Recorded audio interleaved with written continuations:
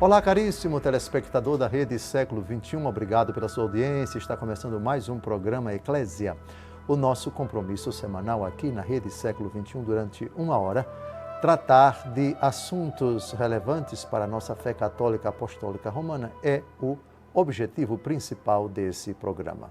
Que bom encontrá-lo diante do televisor, do celular, do computador. Obrigado.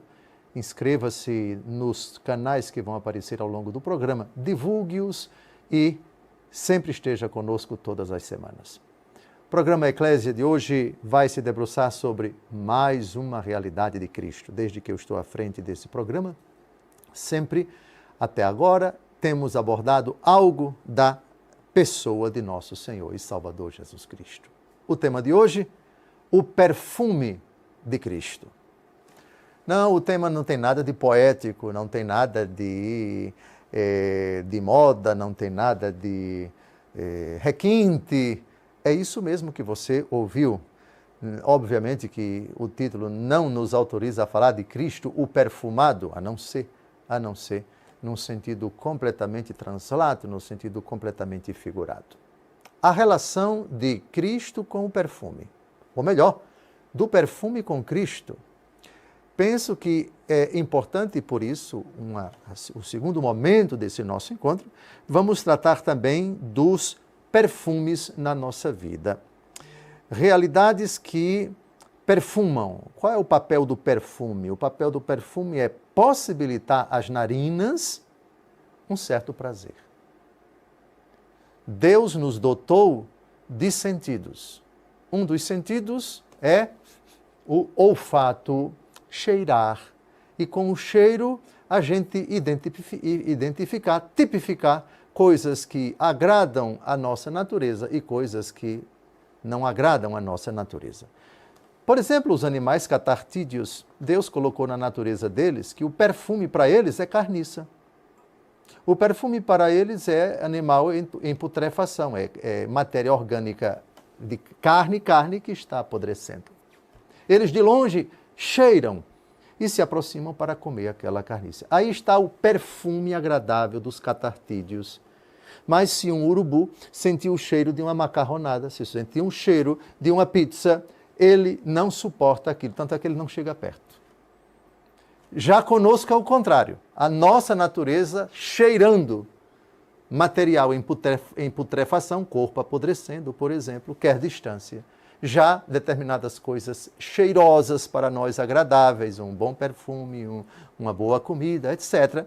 Ou seja, é uma forma de nós sermos atraídos por aquela realidade. Sabiam disso? Pois bem, nosso Senhor Jesus Cristo quis ter uma relação com o perfume. Justamente para nos mostrar, e ele se comparou, tem uma passagem onde ele se compara com carniça. Ele se compara com a carniça e nos compara com abutres. Onde estiver o cadáver, aí estarão os abutres. Sabiam que Jesus disse isso? Pois bem, a gente vai ver isso ao longo do programa. Agora vamos à relação do judaísmo com o perfume. O perfume, sempre na história das civilizações, tem relação com o templo. Aqueles que queriam prestar cultos a Deus ofereciam perfumes, aromas agradáveis. E esses aromas eram colocados, depositados em lugares importantes do templo, o altar, que era perfumado. Até hoje, na Igreja Católica, a dedicação do altar se derrama o perfume, o óleo consagrado. O óleo consagrado na Quinta-feira Santa se derrama o perfume nele, se mistura. O cheiro agradável. Não é o momento de nós fazermos uma síntese de toda a perfumaria do Antigo Testamento, mas tudo que orbita em torno do culto tem relação com o perfume, com o incenso, enfim. Mas incenso é uma coisa, perfume é outra. Se bem que existe perfume aromático. O incenso com perfume, o que torna determinados tipos de incenso, com a mistura do perfume, algo delicioso, algo agradabilíssimo para as nossas narinas. Muito bem.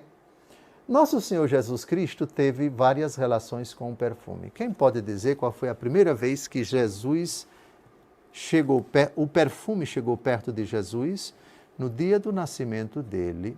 Logo após, pouco tempo depois, vieram do Oriente magos e eles trouxeram ouro, incenso e perfume, ou seja, mirra. É verdade que a mirra tem um significado, mas a mirra é um bálsamo, a mirra tem um cheiro agradável. Então, primeira relação de Jesus com o perfume, no presépio, na manjedoura. Agora pulemos para Jesus aos 30 anos de idade, dos 30 aos 33. A relação de Jesus com o Templo de Jerusalém foi uma relação muito estreita. Foi lá que Jesus pregou, foi lá que Jesus realizou disse tantos ensinamentos, altercou com os judeus, ou melhor, os judeus altercaram com Jesus, etc. E como eu disse ainda há pouco, há perfumes em Israel que são confeccionados para serem utilizados exclusivamente no templo. Cito para vocês a primeira vez nos evangelhos, depois do nascimento de nosso Senhor Jesus Cristo, a palavra perfume, onde ela aparece. E aparece com a figura de Zacarias, o futuro pai de João Batista. O arcanjo Gabriel lhe aparece no templo, Lucas capítulo 1, versículos de 8 a 13. Exercendo Zacarias diante de Deus as funções de sacerdote na ordem de sua classe, coube-lhe por sorte, segundo o costume, em uso entre os sacerdotes, entrar no santuário do Senhor e aí oferecer o perfume. Todo o povo estava de fora à hora da oferenda do perfume. Apareceu-lhe então o anjo do Senhor em pé à direita do altar do perfume, etc, etc. E aí é o diálogo do arcanjo com Zacarias, informando que ele seria pai. Zacarias não acredita e por isso é punido.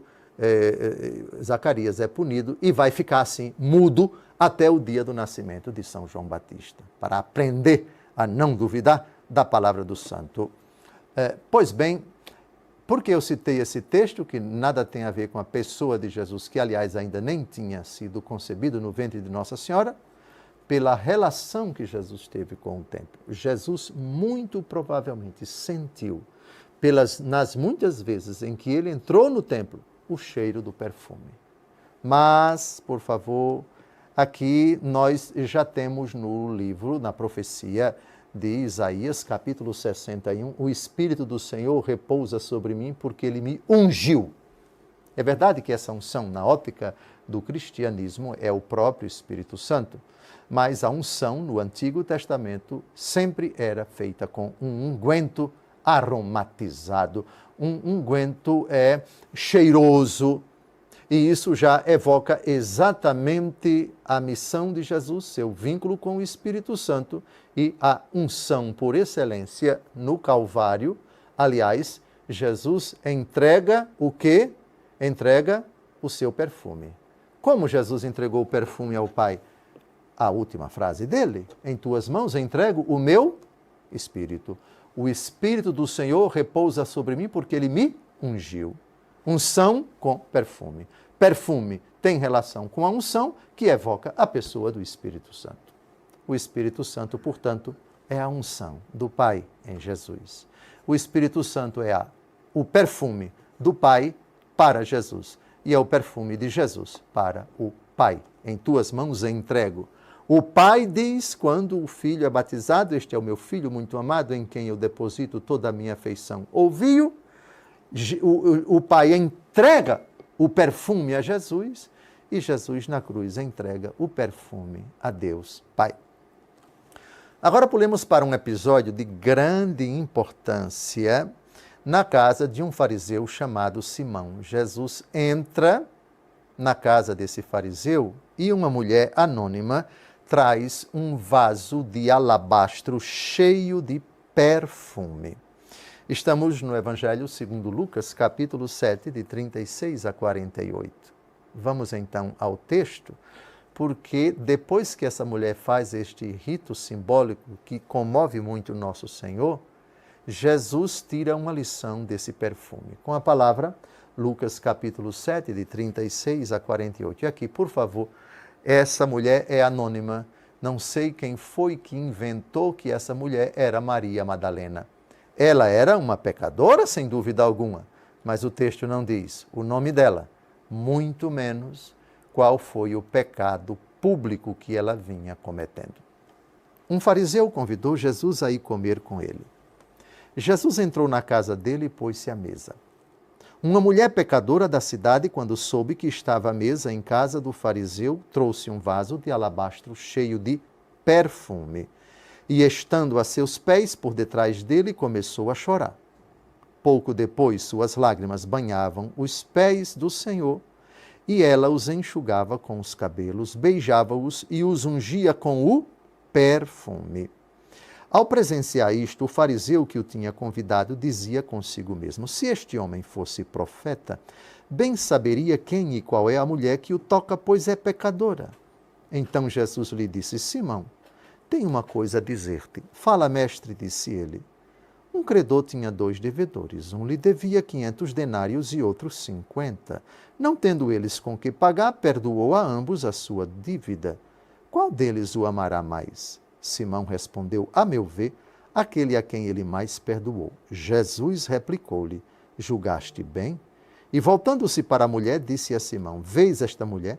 Entrei em tua casa e não me deste água para lavar os pés, mas esta, com as suas lágrimas, regou-me os pés e enxugou-os com seus cabelos. Não me deste o ósculo, o beijo, mas esta, desde que entrou, não cessou de beijar-me os pés. Não me ungiste a cabeça com óleo, mas esta, com o perfume, ungiu-me os pés.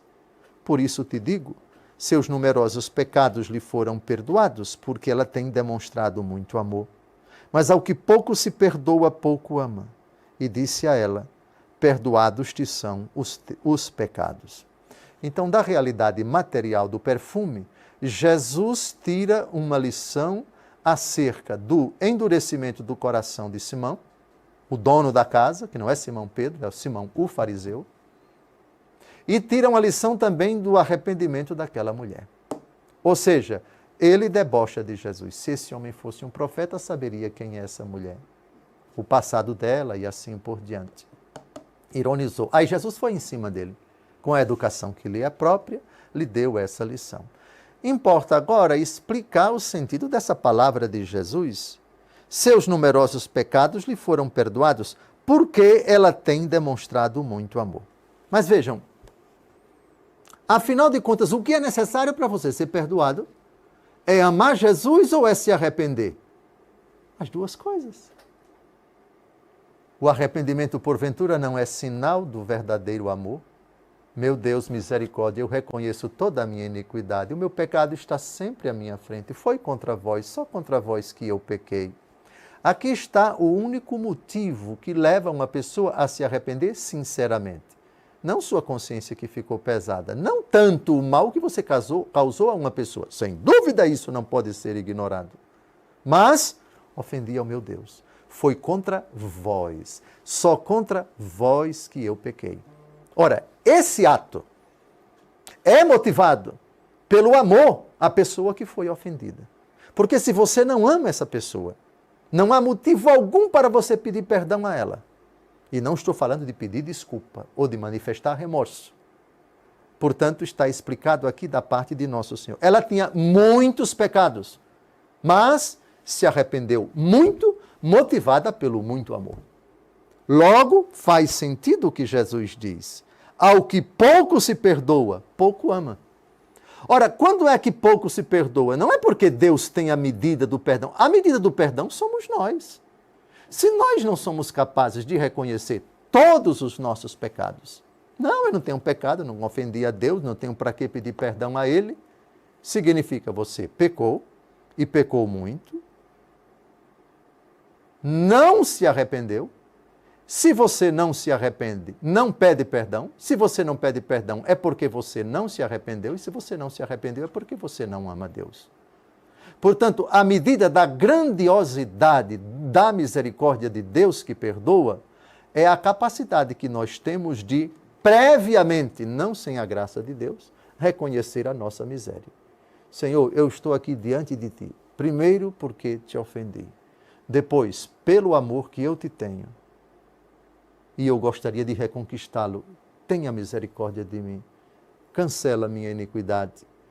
Quando isso brota do íntimo do coração, é expressão de grande amor. Grande arrependimento sempre caminha com grande amor. Repito a frase de Nosso Senhor: seus numerosos pecados lhe foram perdoados porque ela tem demonstrado muito amor.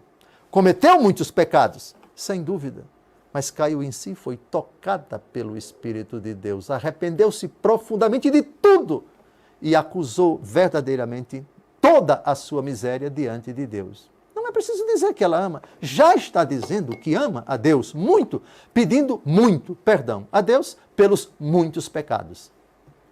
Você quer perfume mais agradável a Deus? Você quer um perfume que aromatiza o coração de Deus melhor do que esse? Ele que morreu pedindo que nós perfumássemos o seu coração e o do Pai. Pai, perdoai-lhes, eles não sabem o que fazem. Ou seja, eles ainda não compreenderam a gravidade do que disseram, do que fizeram, e ainda por isso, porque não me amam, porque não conhecem a gravidade do pecado, não reconheceram, não pediram perdão. Pelo contrário, eu te dou, Pai, o aroma que te agrada. Perdoa a todos eles. Está terminando o nosso primeiro bloco. Antes de encerrar esse bloco, eu quero compartilhar com você que eu estou também no Instagram e quero convidar você para me seguir. Siga Dom José, @Dom José Falcão Oficial, e você verá lá partilhas sobre a Palavra de Deus e também trechos dos nossos programas aqui na Rede Século XXI. Eu espero você lá. Não saia daí. Daqui a pouco a gente volta. Até breve.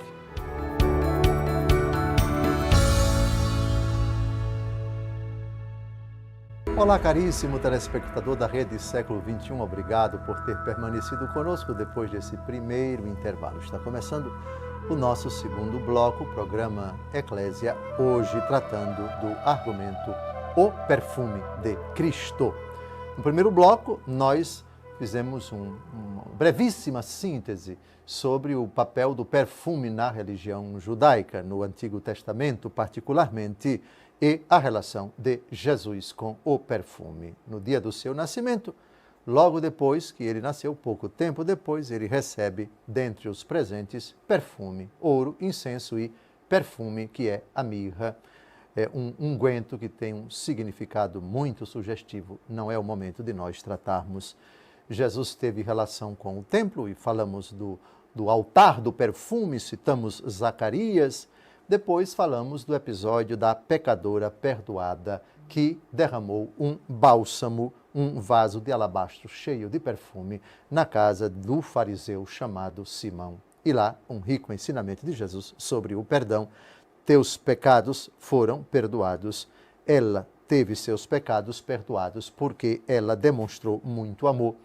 E Jesus acrescenta para Simão, que ironizou nosso Senhor em pensamento: ao que pouco se perdoa, pouco ama. Já expliquei isso no primeiro bloco. Agora pulemos para um outro episódio, esse 6 dias antes da Páscoa. Episódio, esse talvez seja o mais famoso e o mais significativo quanto ao sofrimento de nosso Senhor. A unção de Betânia.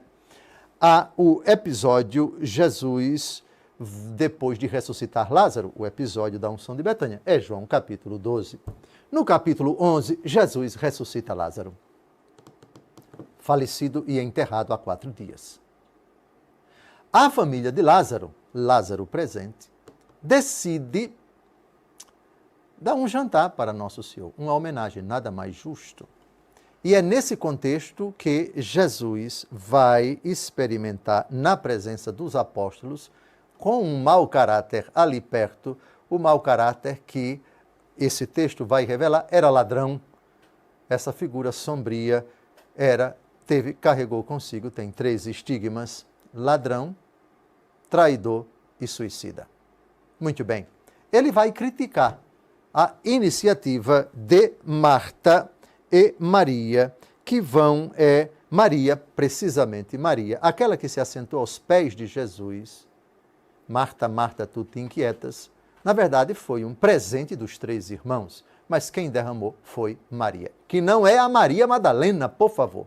Bem como a pecadora perdoada do primeiro bloco, que foi citada no primeiro bloco, o texto não diz o nome dela. Portanto, cuidado para não confundir a pecadora perdoada com Maria Madalena. E essa Maria que vai ser citada agora com Maria Madalena. Não, a Maria agora é a irmã de Lázaro e de Marta.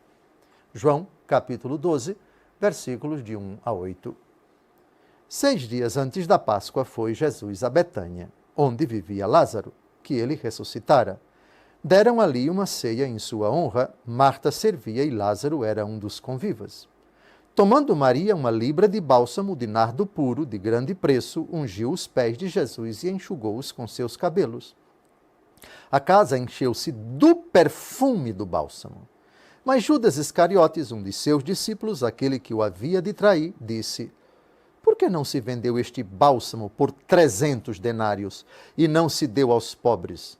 Dizia isso não porque ele se interessasse pelos pobres, mas porque era ladrão e, tendo a bolsa, furtava o que nela lançavam. Jesus disse: deixai-a. Ela guardou esse perfume para o dia da minha sepultura, pois sempre tereis convosco os pobres, mas a mim nem sempre me tereis. Rico ensinamento. Primeiro, a quantidade de nardo puro. 1 libra. 1 libra é mais ou menos 1/3 de 1 litro. Então, digamos, 300 e poucos ml. Só que o líquido é um bálsamo, é um perfume nardo puro. Portanto, é essência, não é perfume. É um perfume que não é misturado. Por isso o texto diz muito caro. O que indica que era uma família rica, a família de Lázaro, Marta e Maria. Judas Iscariotes, o mau caráter, aqui estipula mais ou menos o preço de 300 e poucos ml de nardo puro. 300 denários. Sabem quanto é o valor de um denário? Lembram da parábola dos trabalhadores da vinha? Nosso Senhor Jesus Cristo diz quanto vale um denário. Ele saiu logo de manhã e chamou o primeiro convidado. Vá trabalhar na minha vinha e eu lhe darei um denário. Um denário é o valor de um dia de trabalho. Vejam, um dia de um trabalhador, dia de trabalho de um trabalhador. Se nós quiséssemos colocar isso no Brasil hoje, vamos pegar o preço de uma diarista, o quanto uma diarista cobra em casa, não sei, em alguns lugares do Brasil mais caro, outros lugares mais barato, R$200. R$200 mais ou menos. Muito bem. Caio, pegue aí a calculadora. R$200. Portanto, 300 denários é o valor do salário de um trabalhador de 300 dias do ano. Praticamente um ano. Multiplique 300 vezes R$200. Eu estou errado ou chegamos perto de 60 mil reais? 60 mil reais. O que ela derramou nos pés de Jesus valia mais ou menos 60 mil reais. Muito caro. 300 e poucos ml. Mas aqui é gratidão. E a gratidão não tem preço. O coração dela quer agradecer a nosso Senhor. E não só agradecer, mas significar a sepultura dele. Aliás, é o próprio Jesus quem diz: deixai-a, ela guardou este perfume para o dia da minha sepultura. Jesus ali está recebendo aquilo que ela antecipadamente já está a dizer. O meu Senhor vai sofrer muito, está chegando a sua hora. E eu não quero saber de dinheiro. Isso aqui é pouco, isso aqui não é nada diante do meu Salvador, que é a riqueza da minha vida, que é o perfume da minha vida.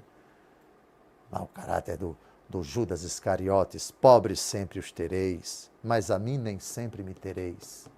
Cuidado com as pessoas que criticam aqueles que dedicam somas vultosas para Deus nosso Senhor. Cuidado, porque de trás desse tipo de crítica, porque não se vendeu este bálsamo por 300 denários e não se deu aos pobres? Olha, colocando os pobres como bucha de canhão. Mau caráter. Mau caráter. Nosso Senhor calou a boca desse cidadão ladrão, que aliás roubava, é o próprio texto quem diz, roubava as doações que as pessoas colocavam na bolsa, que ele passava para as pessoas apresentarem para a manutenção de Jesus e do grupo apostólico. O perfume de Maria, de Marta, de Lázaro, 60 mil reais, mais ou menos, e olha que estou sendo generoso. Tem lugares aí, um trabalhador na construção civil, não sei qual é o preço da diária de um trabalhador, de um pedreiro, mais ou menos isso, eu acho que é mais caro ainda. Enfim, no mínimo, 60 mil reais. 300 denários, esse nardo puro, 1 libra de nardo puro, muito caro. E muito caro porque também vinha de fora, vinha das Índias. Israel até hoje não fabrica nardo puro, essa é uma técnica do Oriente das Índias. Aí vocês entendem porque Pedro Álvares Cabral e tantos outros navegadores queriam descobrir o caminho para as Índias, por causa principalmente disso, exatamente por causa das especiarias. Coisa cara, roupa, tapete, tapeçaria, etc. E também os perfumes nardo puro. Agora vamos a nós. O cristão, ele é portador do perfume de Cristo. O ensinamento do Evangelho é um perfume. A caridade é um perfume. As orações dos santos são um perfume. Então vejam, Jesus fala da esmola, Jesus fala do ensinamento, Jesus fala da oração. Vamos agora a 3 passagens que falam do perfume. Primeiro, o perfume do conhecimento. Segundo aos Coríntios, capítulo 2, de 14 a 16. Graças sejam dadas a Deus, que nos concede sempre triunfar em Cristo e que por nosso meio difunde o perfume do seu conhecimento em todo lugar. Somos para Deus o perfume de Cristo entre os que se salvam e entre os que se perdem. Para estes, na verdade, odor de morte e que dá a morte. Para os primeiros, porém, odor de vida e que dá a vida. Vejam a imagem do apóstolo Paulo, amados. Por favor. Vocês pensam que o perfume agrada a todo mundo? Coloque um urubu perto de uma pessoa que acabou de colocar no seu corpo o perfume mais cheiroso. O urubu sai de perto, porque aquele cheiro que é agradável para nós é detestável para o urubu. Agora coloque qualquer pessoa perto de uma carniça. A carniça vai ser um perfume gostoso para o urubu e vai ser detestado para nós. Portanto, o gostar ou não do cheiro, o gostar ou não do odor, depende muito da natureza da pessoa. Se ela está inclinada para o pecado, a vida da graça, a pureza, a honestidade, a retidão, a fé, a esperança, a caridade, ele vai sentir um cheiro mau. Coloque uma pessoa má que vive nas trevas, aqui, malvada, perversa, ambiciosa, lasciva, etc., que vive realmente no mundo da podridão. E coloque uma pessoa cheia de Deus. E essa pessoa começa a falar, começa a rezar, o assunto que ela aborda, esse outro não suporta. É um peixe fora d'água. Vejam que coisa bonita. Nós somos o perfume de Cristo. Entre os que se salvam e entre os que se perdem. Nós vivemos entre salvos e condenados enquanto estamos a caminho. Isso pode ser revertido, é verdade? Sim, sem dúvida alguma. Mas o cheiro que nós exalamos, o cheiro que exala aquele que é de Cristo, se uma pessoa que está nas trevas sente esse cheiro é odor de morte. Ele não suporta, ele detesta. A presença daquele que é de Deus o deixa irritado e ele sai de perto, ele se sente mal, começa a se inquietar, enfim, começa a sentir raiva, a sentir mal-estar. Da mesma forma, quem é de Cristo e chega perto de uma pessoa que não é de Deus, o cheiro, o tipo de conversa, as atitudes, a forma de se relacionar, como ela trata as coisas, o seu comportamento é um mau cheiro. Mas odor de vida, por favor, para os primeiros é odor de vida que dá a vida. Quando você é de Deus e chega e sente outra pessoa de Deus perto de você, é outra coisa. Você se sente em paz. É o cheiro que você, é o odor que você queria sentir, que você queria experimentar. Que imagem sugestiva é essa do apóstolo Paulo? Somos o perfume de Cristo. Segundo texto, a caridade é o suave perfume para o necessitado. Filipenses 4,18. Recebi tudo em abundância. Estou bem provido, depois que recebi de Epafrodito a vossa oferta, foi um suave perfume. Um sacrifício que Deus aceita com agrado. São Paulo só aceitava doação financeira de uma comunidade, a comunidade de Filipos, é uma cidade da Grécia, para a qual ele escreveu Filipenses. Ele exercia a profissão de fabricante de tendas, vivia muito sobriamente, mas os cristãos de Filipos mandaram dinheiro para ele, um bom dinheiro, para a manutenção dele. E ele chama isso um suave perfume. Quando você ajuda o pobre, Provérbios 19:17, quem dá aos pobres, empresta a Deus. E esse empréstimo é um suave perfume. Praticou a caridade? É um perfume que sobe ao céu. É um perfume que agrada a Deus. A caridade que vai ser recompensada. Tive fome e me deste de comer. Tive sede e me deste de beber. E para concluir, estamos a menos de 2 minutos e meio do final. As orações dos santos no céu são um perfume. Apocalipse, capítulo 5, de 6 a 8. Eu vi no meio do trono dos 4 animais e no meio dos anciãos um cordeiro de pé como o que imolado. Tinha ele 7 chifres e 7 olhos, que são os 7 Espíritos de Deus enviados por toda a terra. Veio e recebeu o livro na mão direita do que se assentava no trono. Quando recebeu o livro, os 4 animais e os 24 anciãos prostraram-se diante do cordeiro, tendo cada um uma cítara e taças de ouro cheias de perfume, que são as orações dos santos. Os santos no céu rezando sempre por nós aqui na terra. As preces deles são perfume. Creio na comunhão dos santos. Santa Maria, Mãe de Deus, rogai por nós. Sim, filho, aqui no céu rezo por vocês. É um perfume que chega às narinas de Jesus, cheios de perfume. Apocalipse 8, de 2 a 4. Foram-lhe dados muitos perfumes, para que os oferecessem com as orações de todos os santos no altar de ouro que está diante do trono. A fumaça dos perfumes subiu da mão do anjo com as orações dos santos diante de Deus. Apocalipse 8, versículos de 3 a 4. Os santos no céu rezando por nós exalam constantemente esse perfume. Por isso, quando você reza a qualquer santo que já está no céu, Santa Maria, São Padre Pio, Santo Antônio, qualquer santo e qualquer anjo, São Miguel Arcanjo, eles atendem imediatamente nossas preces, apresentando esse perfume diante de nosso Senhor, para que nosso Senhor apresente essas dádivas ao Pai.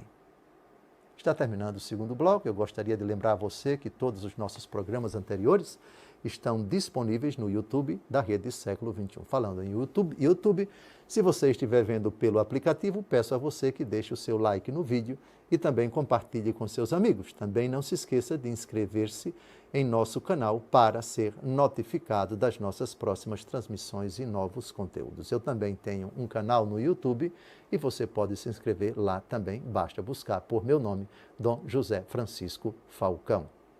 Agora eu termino o segundo bloco, não saia daí. Se você tem perfume em casa, parabéns. Mas antes eu queria lembrar você que você deve ser o perfume de Cristo. Viva perfumado com as boas obras, com uma vida reta, ande na luz. E esse perfume, ele vai ser um perfume de odor de vida que dá a vida.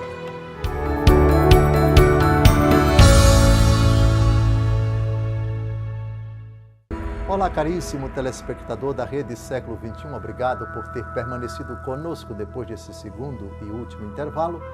Está começando o nosso terceiro e último bloco do programa Eclésia, nosso compromisso semanal. Hoje, se debruçando sobre o argumento fascinante, o perfume de Cristo. Que bom que você está sempre conosco e peço a você que não fuja desse hábito. Esteja sempre conosco todas as semanas e divulgue o nosso programa. Eu quero, antes de começar a responder as perguntas, agradecer a você que é sócio da Associação do Senhor Jesus, você que é fiel em sua doação e também em suas orações. Você é o grande responsável por este programa estar no ar, programa que é produzido aqui em Brasília. Você é o grande patrocinador da Rede Século XXI, que leva a todos pela TV e pela internet para todo o mundo este sinal que espalha a palavra de Deus. Se você ainda não assumiu esta missão, junte-se a nós. Você pode fazer a sua doação pelo Pix, apontando sua câmera para o QR Code que aparece aí na sua tela. Seja um evangelizador junto com a Associação do Senhor Jesus, que, como diz o Padre Eduardo, não é dele nem de ninguém, mas apenas do Senhor Jesus. Vamos agora, caro Caio, a responder as perguntas que, eu repito, chegam até mim a queima-roupa. Até esse exato momento eu não sei quais são as perguntas, porque o Caio guarda, é o algoz, que me joga em situações difíceis apresentando essas perguntas e eu tenho que respondê-las. Não sei quais são. Caio, por favor, comece a exercer o seu ofício de verdugo. Primeira pergunta. Baseado no relato sobre o nardo e Maria na casa de Lázaro e da pecadora que lava os pés de Cristo, podemos dizer que o melhor perfume a oferecer a Cristo é uma vida de santidade? Sim, sem dúvida alguma.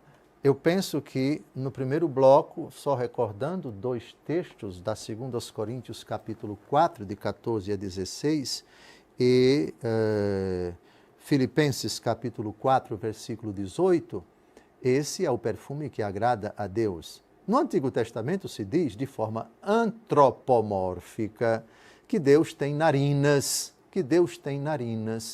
É óbvio que Deus, que é Espírito, não tem nariz.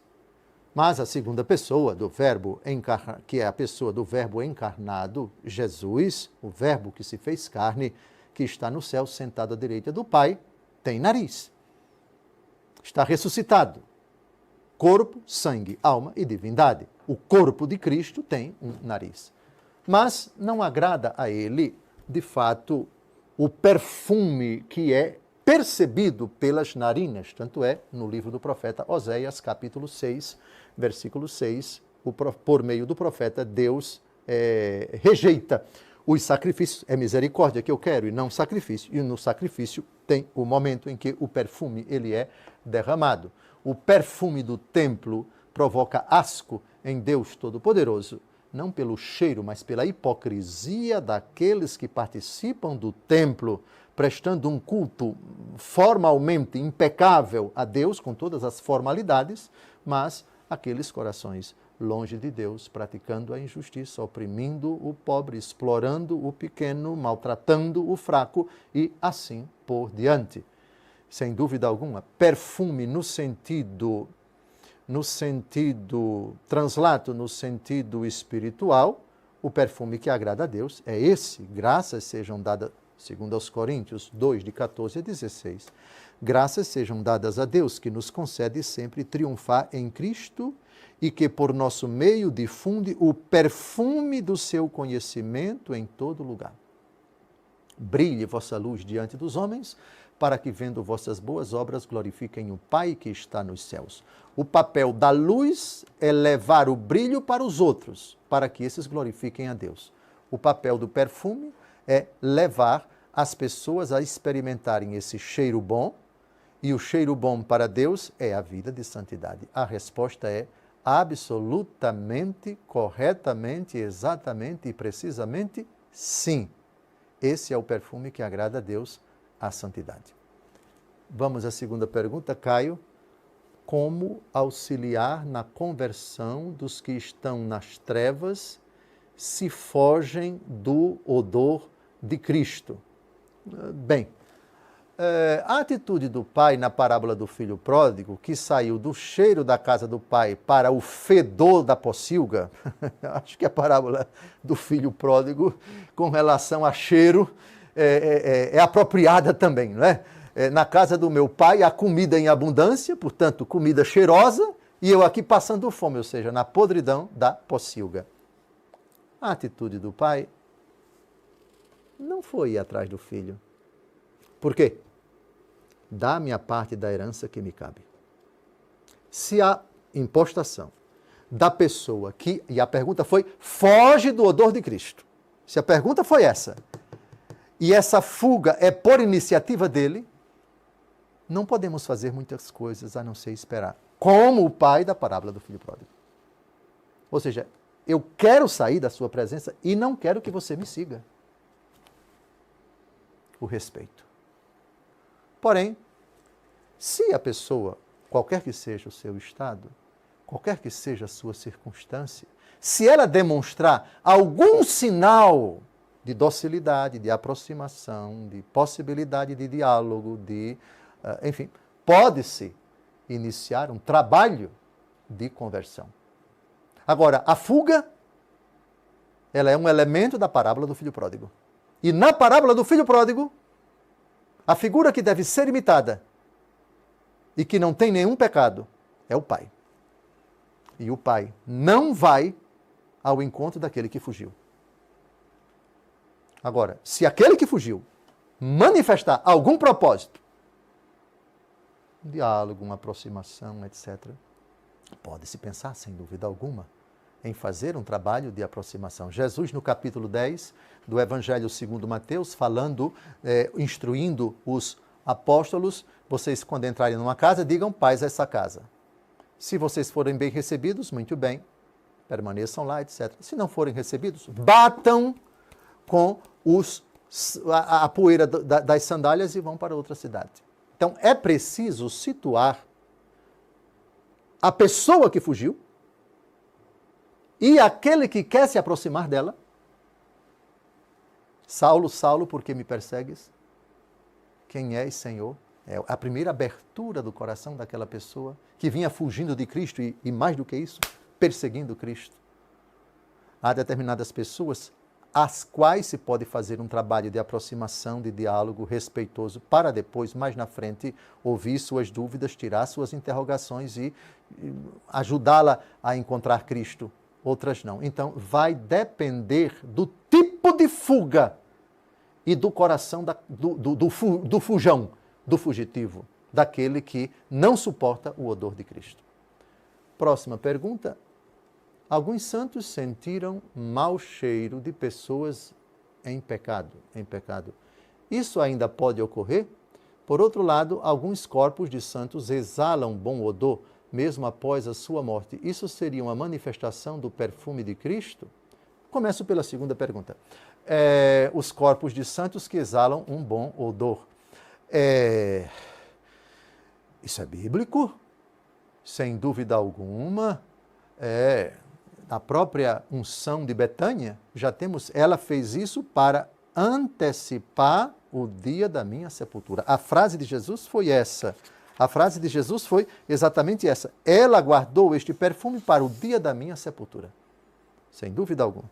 No relato do martírio de São Policarpo, bispo de Esmirna, ele é sacrificado numa arena, uma espécie de estádio, parecido com o Coliseu de Roma, mas na cidade de Esmirna, atual Turquia. Hoje tem quase 2 milhões de habitantes.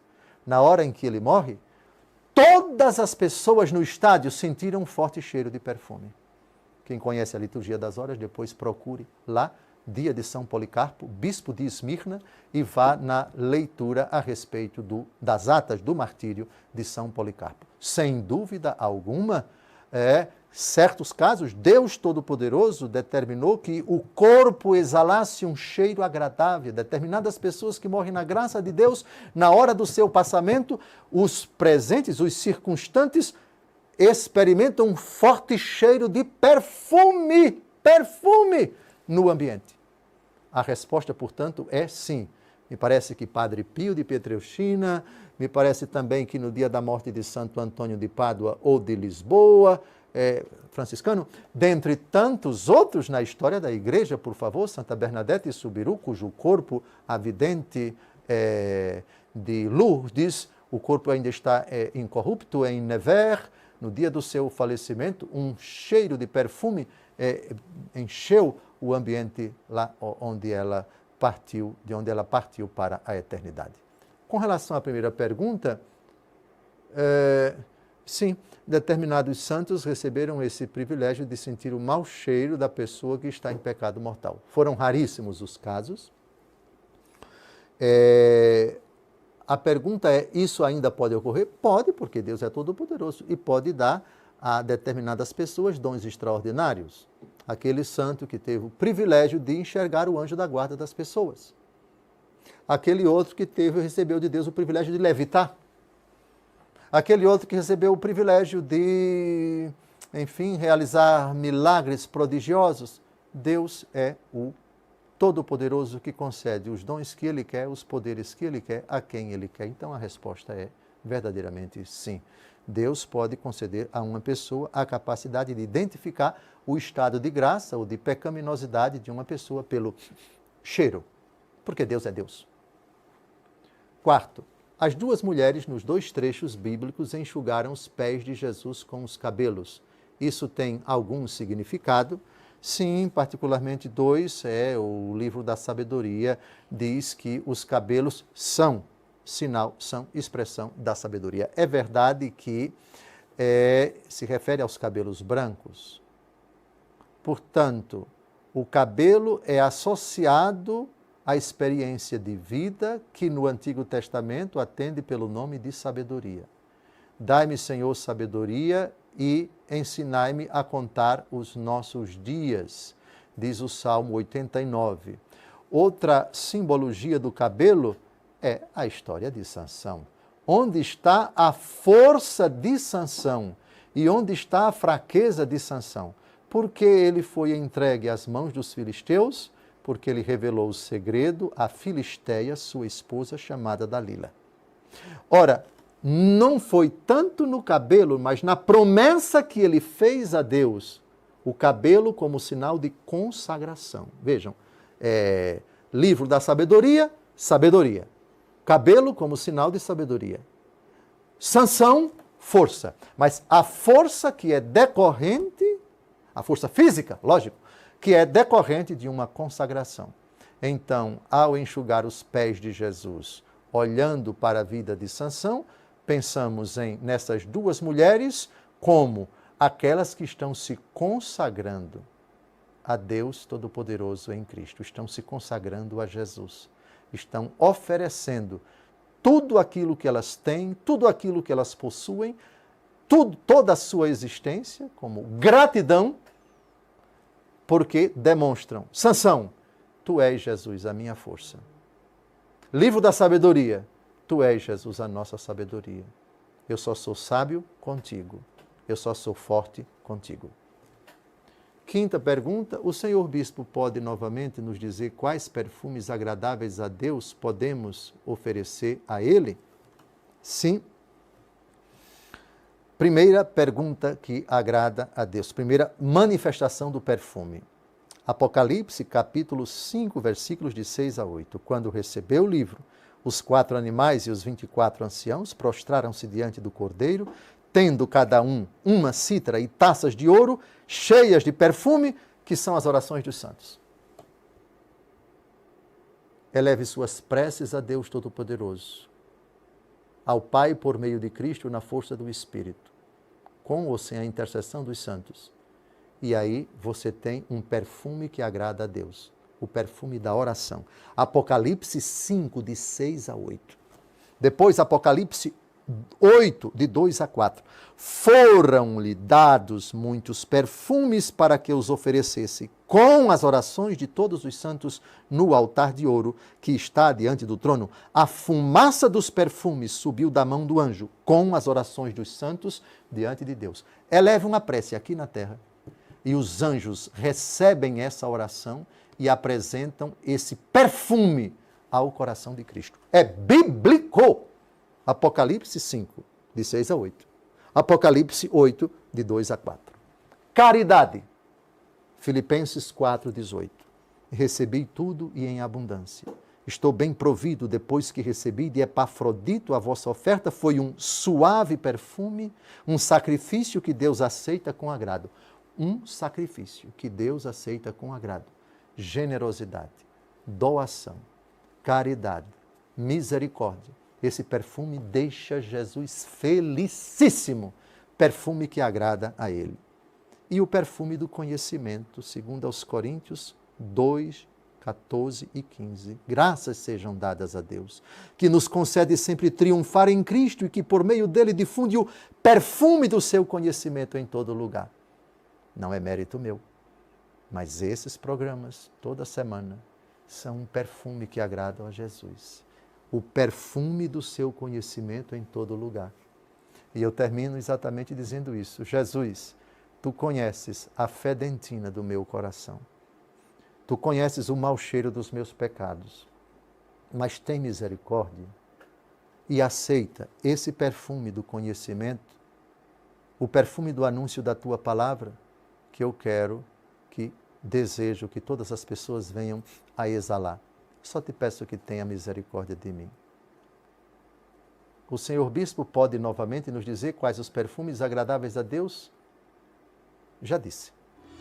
Deus abençoe você, uma semana cheia de graças, perfumada com o odor da santidade de Cristo. E leve esse perfume para todos, o odor da vida que leva à vida.